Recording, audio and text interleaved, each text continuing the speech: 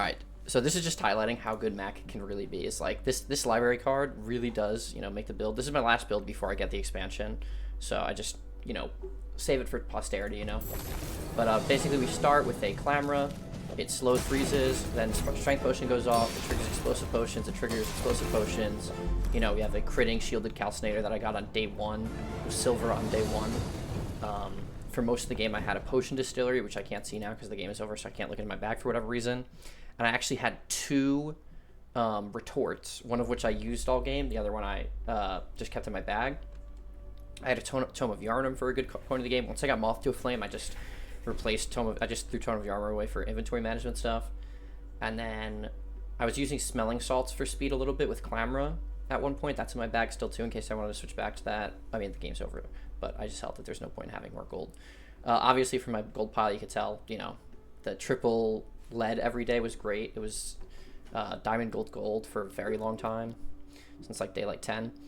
Yeah, Heavy Library really does just kind of make this build. Hourglass is a phenomenal card just in terms of, you know, going first is the meta. Oh,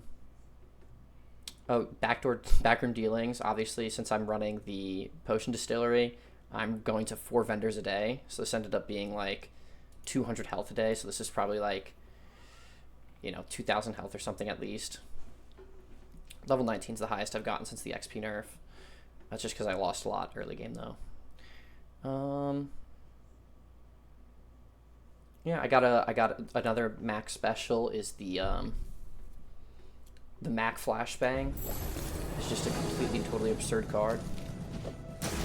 I never ended up finding a Curio all game. Actually, I went to 1 Curio on like day 4, and I didn't have the inventory management to hold the slow for all game. But Mac Flashbanging and then Curioing it to get extra slow is one of the strongest things you can do in the game. Just yeah, completely broken. This wins against so many late game things. A lot of the late game stuff is like about one item that really just shuts you down. But with like all this freeze, Cryo Mastery freeze is insane. Creeping Chill on the Clamra is insane.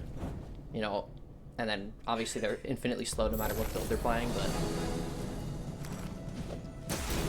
and then this is also really good against CC because, you know, if my Clamra gets CC'd, so what? If my Haste Potion gets CC'd, like, not that big a deal. If my Vulnerability Potion gets CC'd, literally doesn't matter.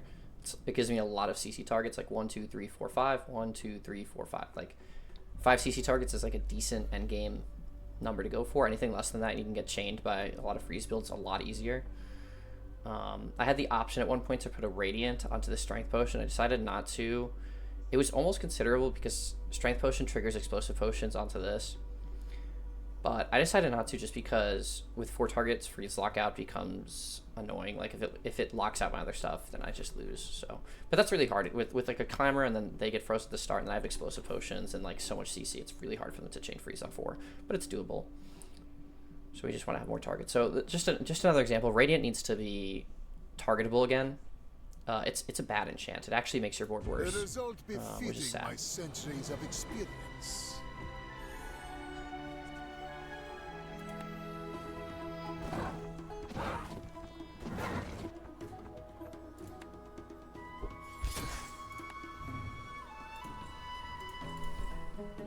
Learned 5 bronze skills. I should have checked that and cycled it off before I started.